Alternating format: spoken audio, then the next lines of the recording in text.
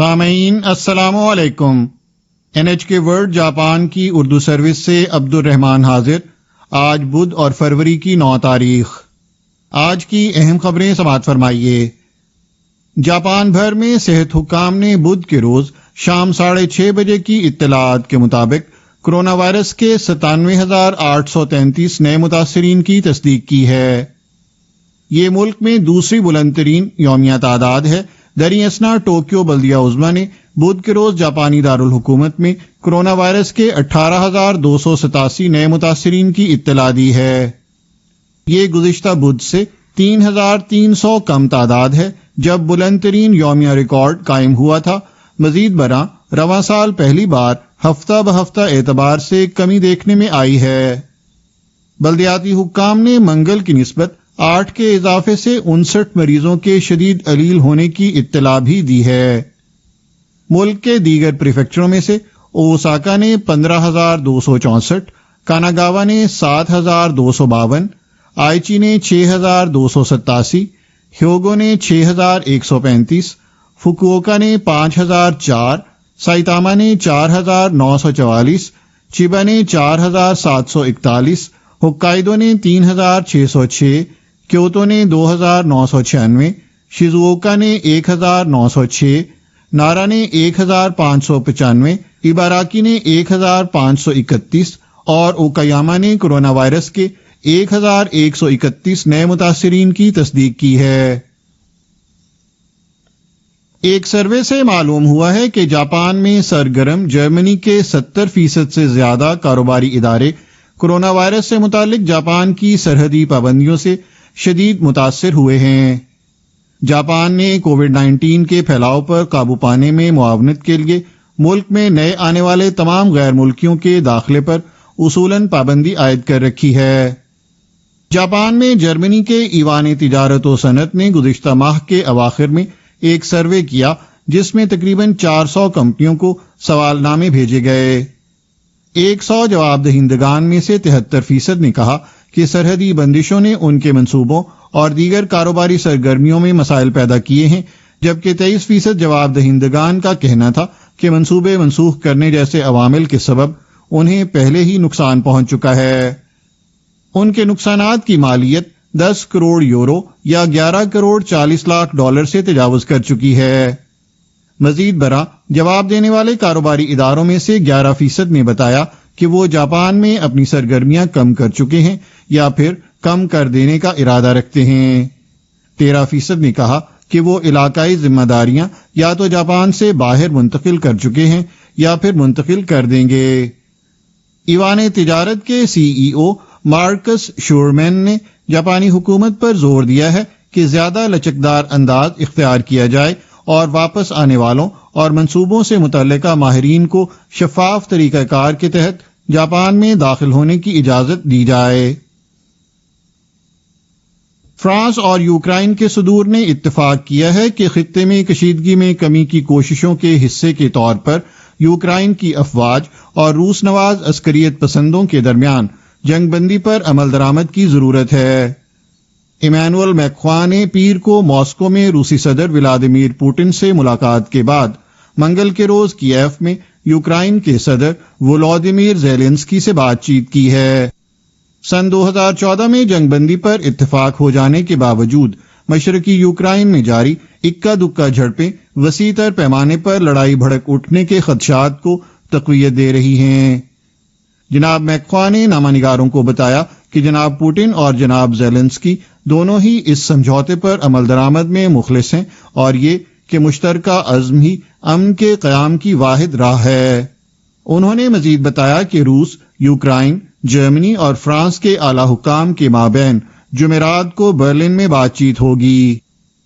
جناب زیلنسکی نے اس معاملے پر چاروں ملکوں کے رہنماؤں میں بات چیت کے انعقاد کی امید ظاہر کی۔ تاہم کشیدگی برقرار ہے کیونکہ مغرب کی جانب سے اس روسی مطالبے کو تسلیم کرنے کے کوئی آثار نہیں ہیں کہ نیٹو کی مشرق کی جانب توسیع روکنے کی ضمانت فراہم کی جائے۔ جاپانی حکومت نے مایا قدرتی گیس کی کچھ درآمدات ان یورپی ملکوں کو منتقل کرنے کا فیصلہ کیا ہے جو یوکرائن کے گرد بڑھتی کشیدگی کے تناظر میں توانائی کی دستیابی کو یقینی بنانے کے لیے مصروف عمل ہیں۔ جاپانی وزیر تجارت ہاگیودا کوئیچی نے بدھ کے روز اس منصوبے کا اعلان کیا۔ معمول سے ہٹ کر یہ اقدام امریکی صدر جو بائیڈن کی انتظامیہ کی درخواست پر کیا گیا ہے۔ امریکہ اور اس کے یورپی اتحادیوں نے اندیا دیا ہے کہ اگر روس نے یوکرائن پر لشکر کشی کی تو اس پر پابندیاں عائد کر دی جائیں گی۔ بعض مبصرین کی رائے ہے کہ اس کے جواب میں روس یورپ کو قدرتی گیس کی فراہمی میں کمی کر سکتا ہے۔ یورپ اپنی تقریباً 40% گیس ضروریات روسی پائپ لائنوں سے پوری کرتا ہے۔ جاپانی حکومت پہلے اپنی ملکی ضروریات کا تحفظ کرنے کا ارادہ رکھتی ہے، اس کے بعد وہ مایا قدرتی گیس سے متعلق توانائی کی کمپنیوں سے تعاون کی درخواست کے ذریعے یورپ کی مدد کرنے کی کوشش کرے گی۔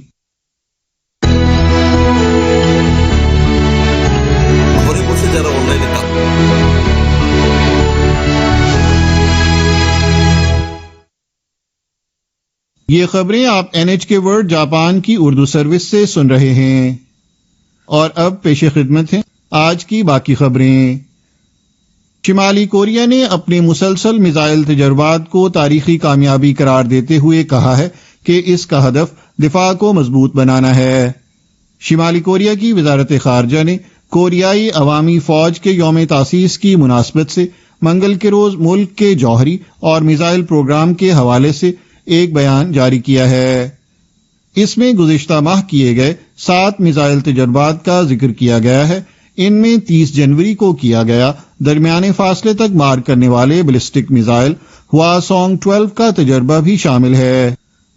بیان میں بین البراعظمی درجے کے میزائل ہواسونگ 15 کا ذکر بھی ہے، جس کا تجربہ اس نے نومبر 2017 میں کیا تھا۔ بیان میں کہا گیا ہے کہ امریکہ کی مرکزی سرزمین تک پہنچنے کی صلاحیت کا حامل میزائل داغ کر شمالی کوریا دنیا کو ہلا سکتا ہے۔ جنوبی کوریا کی خفیہ ایجنسی کا کہنا ہے کہ شمالی کوریا مصنوعی سیارہ چھوڑنے کی آڑ میں بین البراعظمی میزائل فائر کر سکتا ہے۔ شمالی کوریا کی سرکاری ویب سائٹ نے دعویٰ کیا ہے کہ گزشتہ سال ملک کے نئے 5 سالہ خلائی ترقیاتی پروگرام کا آغاز کیا جا چکا ہے، جس کے نتائج سامنے آنا شروع ہو گئے ہیں۔ NHK کو معلوم ہوا ہے کہ جاپان کی امیگریشن خدمات کی ایجنسی کی جانب سے تقرر کردہ ماہرین کے ایک خصوصی پینل نے اپنی رپورٹ کے مسودے میں حکومت سے امیگریشن کے حراستی مراکز میں طبی دیکھ بھال کا نظام بہتر بنانے کا کہا ہے۔ یہ اقدام امیگریشن کے وسطی جاپان کے ناگویا میں قائم حراستی مرکز میں گزشتہ سال مارچ میں سری لنکا کی ایک خاتون وشما سندامالی کی موت کے بعد سامنے آیا ہے۔ وہ اپنے ویزے کی میعاد سے زائد قیام کے باعث زیر حراست تھی۔ اس نے جنوری میں اپنی صحت کی خرابی سے متعلق شکایات شروع کی تھیں اور 2 ماہ بعد اس کا انتقال ہو گیا تھا۔ رپورٹ کے مسودے میں کہا گیا ہے کہ ملک بھر کے حراستی مراکز کے طبی کارکنان اور عملے کو کیسز سے متعلق معلومات کے تبادلے کے مواقع ہونے چاہیے۔ پینل نے مزید کہا کہ اپریل سے امیگریشن خدمات کی ایجنسی میں مقرر کیے جانے والے طبی رابطہ کار کو ملک بھر کے حراستی مراکز کے ساتھ قریبی رابطہ رکھتے ہوئے مل کر کام کرنا چاہیے۔ مزید برآں پینل نے یہ بھی کہا ہے کہ حراستی مراکز پر کام کرنے والے کل وقتی ڈاکٹروں کو اضافی ملازمت کی اجازت دینے کے لیے قانون سازی ہونی چاہیے، کیونکہ اکثر ان کا مشاہرہ نجی طبی اداروں میں ملازمت کرنے والے ڈاکٹروں سے کم ہوتا ہے۔ پینل نے تجربہ کار ڈاکٹروں کی موجودگی یقینی بنانے کے لیے ان کی ریٹائرمنٹ کی عمر کو موجودہ 65 سال سے بڑھانے کی ضرورت کی بھی نشاندہی کی ہے۔ پینل کا ارادہ حتمی نظر ثانی کے بعد امیگریشن خدمات کی ایجنسی کو یہ رپورٹ پیش کرنے کا ہے۔ ٹویوٹا موٹر نے گزشتہ سال اپریل سے دسمبر کے عرصے کے لیے ریکارڈ بلند فروخت اور خالص منافع ظاہر کیا ہے۔ اس کی بڑی وجوہات امریکہ اور چین میں زیادہ فروخت اور ین کی کمزور قدر ہیں۔ جاپانی گاڑی ساز کمپنی نے بتایا کہ مالی سال 2021 کے پہلے 9 ماہ میں اس کے پورے گروپ کی فروخت 233 کھرب ین یا تقریباً 2.5 ارب ڈالر رہی۔ یہ ین کے لحاظ سے ایک سال قبل کے اسی عرصے کے مقابلے میں 19% سے زائد اضافہ ہے۔ کمپنی کے خالص منافع میں 57% سے زائد اضافہ ہوا اور یہ 23 کھرب ین یا 20 ارب ڈالر سے کچھ زائد رہا۔ تاہم ٹویوٹا نے اپریل سے شروع ہونے والے آئندہ مالی سال کے لیے اپنی فروخت کے تخمینے کو 2.60 ارب ڈالر سے کم کرتے ہوئے اسے تقریباً 2.55 ارب ڈالر کیا ہے۔ کمپنی کا کہنا ہے کہ سیمی کنڈکٹر چپس کی عالمی قلت بدستور برقرار رہنے کے باعث اسے اپنی پیداوار میں کمی کرنی پڑے گی۔ کمپنی نے آئندہ مالی سال کے لیے اپنے خالص منافع کے تخمینے میں کوئی تبدیلی نہیں کی اور اسے 21 ارب 60 کروڑ ڈالر پر برقرار رکھا ہے۔